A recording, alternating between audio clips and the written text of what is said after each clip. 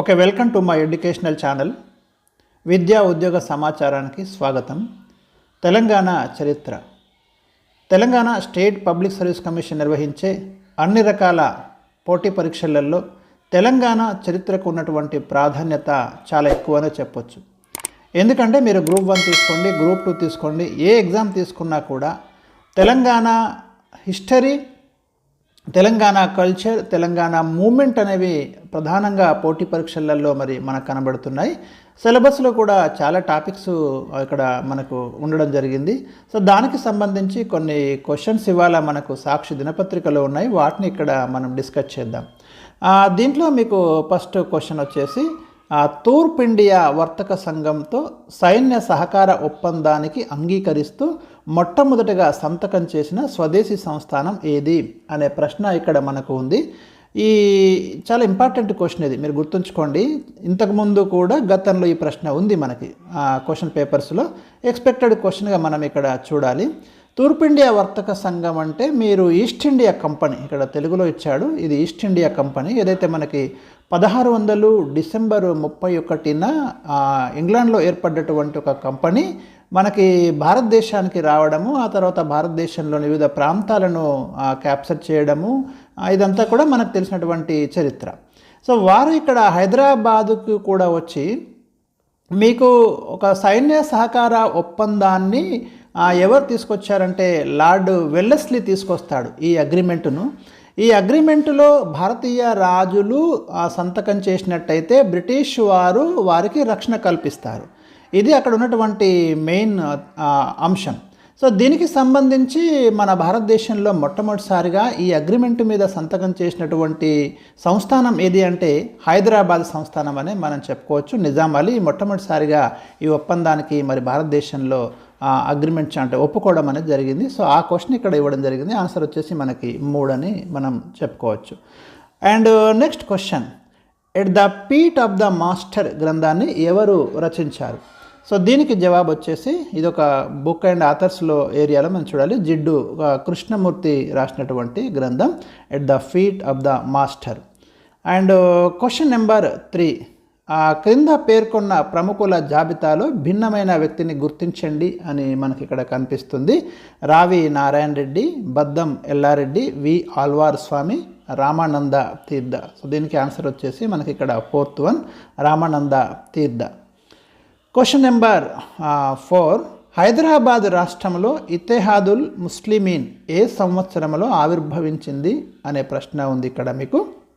హైదరాబాద్ రాష్ట్రంలో ముస్లింల యొక్క సాంస్కృతిక రాజకీయ ప్రయోజనాలను ప్రొటెక్ట్ చేయడానికి ఒక సంస్థనైతే ఎస్టాబ్లిష్ చేయడం జరిగింది. దాన్నే మనం ఇత్తెహాద్ ఉల్ ముస్లిమీన్ అని పిలుస్తున్నాము. సో ఆ సంస్థ వచ్చేసి మనకి ఎప్పుడు ఆవిర్భవించింది అంటే 1927లో ఈ సంస్థను ఏర్పాటు చేయడం అనేది జరిగింది, 1927.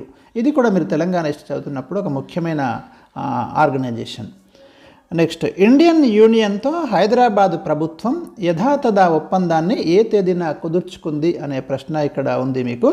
దీనికి జవాబు వచ్చేసి మీకు నవంబర్ 29, 1947 ఆన్సర్ గుర్తుంచుకోండి. ఇది very very important question.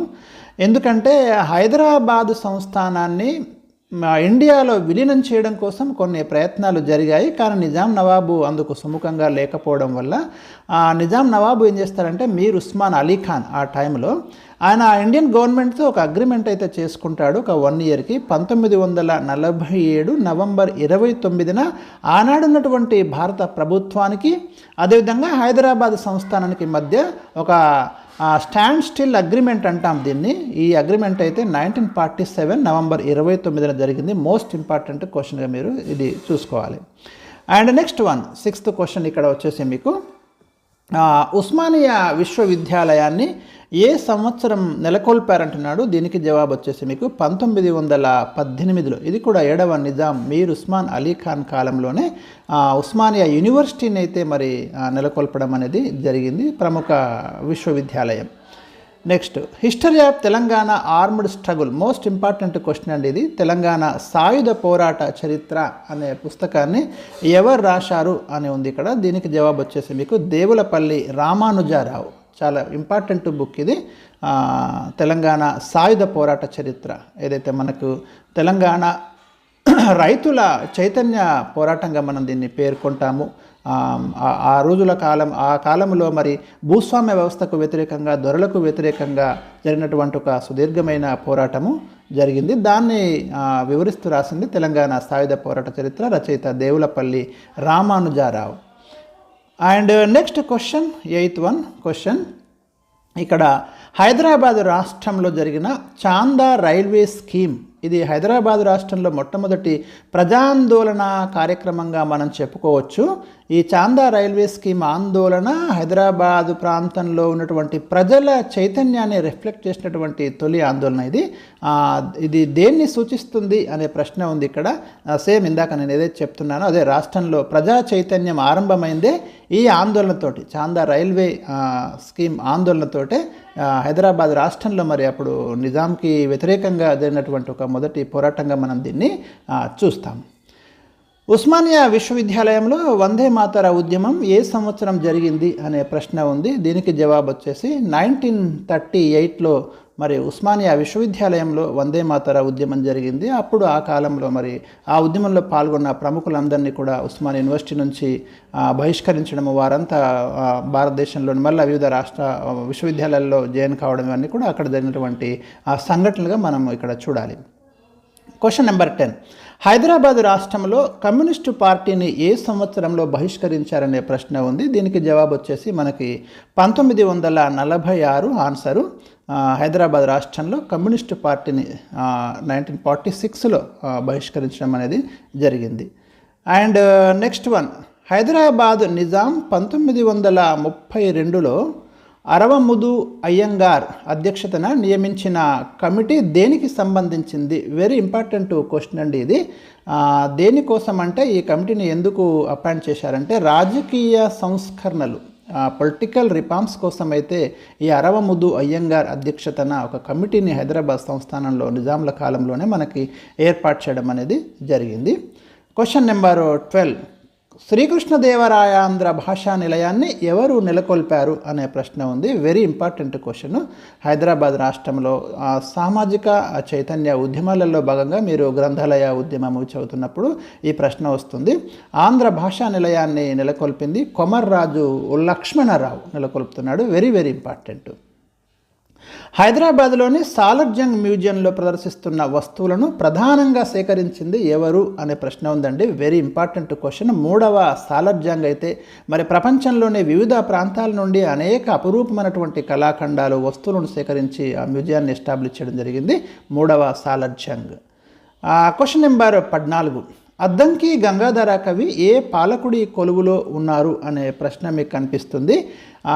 Qutub షాహీల కాలంలో ఉన్నారు. ఎస్పెషల్లీ మల్కిబా రాముడు అని ప్రసిద్ధి చెందినటువంటి ఇబ్రహీం కుతుబ్ షా కాలంలో ఈ అద్దంకి గంగాధర కవి ఉన్నాడు. ఈయన రాసింది తపతి సంవరణోపాఖ్యానం అనే ఒక ప్రసిద్ధ రచన మీకు కనిపిస్తుంది. అద్దంకి గంగాధర కవి ఎవరి ఆస్థానంలో ఉన్నాడంటే ఇబ్రహీం కుతుబ్ షా కాలంలో మీకు తెలుగు సాహిత్యం చాలా డెవలప్ అయింది. తెలుగు కవులు మల్కిబా రాముడు అని పిలవడం జరిగింది ఇబ్రహీం కుతుబ్ షా పీరియడ్ అతన్ని. సో వెరీ ఇంపార్టెంట్ క్వశ్చన్గా మనము ఈ 14th క్వశ్చన్ మీరు చూడండి. And next 15th question. ఇక్కడ మీరు చూడండి, రామప్ప దేవాలయం ఏ సంవత్సరంలో నిర్మించారు అనే ప్రశ్న ఉందండి. ఇది కూడా చాలా చాలా ఇంపార్టెంట్ క్వశ్చన్. Previous question. 1213లో మీకు రేచర్ల రుద్రుడు ఈ దేవాలయాన్ని నిర్మించడం జరిగింది. ఇప్పుడు మీకు కాకతీయుల కాలంలో గణపతి దేవుడి కాలంలో రేచర్ల రుద్రుడు నిర్మిస్తాడు ఈ దేవాలయాన్ని. ఇది యునెస్కో వారసత్వ జాబితాగా గుర్తించబడింది. Very important temple. మీకు 2 తెలుగు రాష్ట్రాల నుంచి కూడా మీకు యునెస్కో జాబితాలో చేరినటువంటి ఏకైక కట్టడంగా మనం దీన్ని చూస్తాము. రామప్ప ఎవరు అనే ప్రశ్న అడిగాడు ఒకసారి. రామప్ప శిల్పి అండి, ఆ దేవాలయం యొక్క శిల్పి రామప్ప. అద్భుతమైనటువంటి కళా నైపుణ్యం మీకు ఆ దేవాలయంలో కనిపిస్తుంది. నెక్స్ట్, పాలంపేటలో ప్రసిద్ధ రామప్ప దేవాలయంను ఎవరు నిర్మించారు? ఇందాక నేను చెప్పాను మీకు, గణపతి దేవుడి కాలంలో అతని సేనాని రేచర్ల రుద్రుడు ఈ ప్రసిద్ధి చెందిన రామప్ప దేవాలయాన్ని నిర్మించాడు. Question number 17. నిజాం ఉల్ ముల్క్ ఏ మొఘల్ పాలకుడిని ఓడించి హైదరాబాదు మొదటి నిజాం అయ్యాడు అనే ప్రశ్న ఉందండి. ఇది మీరు చూడండి. దీనికి జవాబు వచ్చేసి మీకు ముబారిజ్ ఖాన్ షక్కర్ఖేడా యుద్ధం జరుగుతుంది 1724లో నిజాం ఉల్ ముల్క్ ఏదైతే అసఫ్ జాహీ వంశానికి పునాది వేసినటువంటి వ్యక్తి నిజాం ఉల్ ముల్క్. మరి ఆ కాలంలో దక్కన్ ప్రాంతంలో మీకు ముబారిజ్ ఖాన్ను ఓడించి ఔరంగాబాద్ కేంద్రంగా మీకు ఇక్కడ అసఫ్ జాహీ రాజవంశ స్థాపన అనేది జరిగింది. వారినే మనం నిజాములు అని పిలుస్తున్నాం. అందులో మొదటి వ్యక్తి మీకు అంటే వంశం యొక్క స్థాపకుడిగా మనము నిజాం ఉల్ ముల్క్ని పేర్కొంటాం. మొఘల్స్ ఆస్థానంలో ఉండేవాడు. తర్వాత ఇక్కడ దక్కన్ ప్రాంతంలో ముబారిజ్ ఖాన్ను ఓడించి అయితే మీకు అసఫ్ జాహీ వంశాన్ని స్థాపిస్తాడు. ఇది 1724లో స్టార్ట్ అవుతుంది మనకి ఈ నిజాంల పాలన. మీకు 1948 వరకు కంటిన్యూ అయింది. క్వశ్చన్ నెంబర్ 18, పచ్చల సోమేశ్వరాలయం ఎక్కడ ఉంది అనే ప్రశ్న ఉందండి. పానగల్లో ఉంది. చాలా ప్రసిద్ధి చెందిన దేవాలయాలలో ఇది కూడా ఒకటి, పచ్చల సోమేశ్వరాలయం. క్వశ్చన్ నెంబర్ 19, భారతదేశంలో బ్రిటిషర్లు మొట్టమొదటి స్థావరాన్ని ఎక్కడ నిర్మించుకున్నారు అనే ప్రశ్న ఉంది. మీరు ఇక్కడ గమనించండి. దీనికి జవాబు వచ్చేసి సూరత్ అండి. వెరీ ఇంపార్టెంట్ క్వశ్చన్, మీకు నెంబర్ ఆఫ్ టైమ్స్ ప్రీవియస్లో మీకు కనిపిస్తుంది.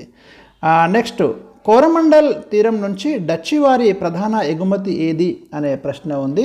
దీనికి జవాబు వచ్చేసి మసాలా దినుసులు, స్పైస్ అయితే వారు ప్రధానంగా ఈ కోరమండల్ తీరం నుంచి డచ్చి వారు ఎగుమతి చేయడం అనేది జరిగిందండి. ఇవి ఒక 20 క్వశ్చన్స్ ఇక్కడ డిస్కస్ చేశాను. మీకు నచ్చితే కామెంట్స్లో రాయండి. మిగతా క్వశ్చన్స్ కూడా నేను డిస్కస్ చేస్తాను మీ స్పందన చూసి. ఓకే.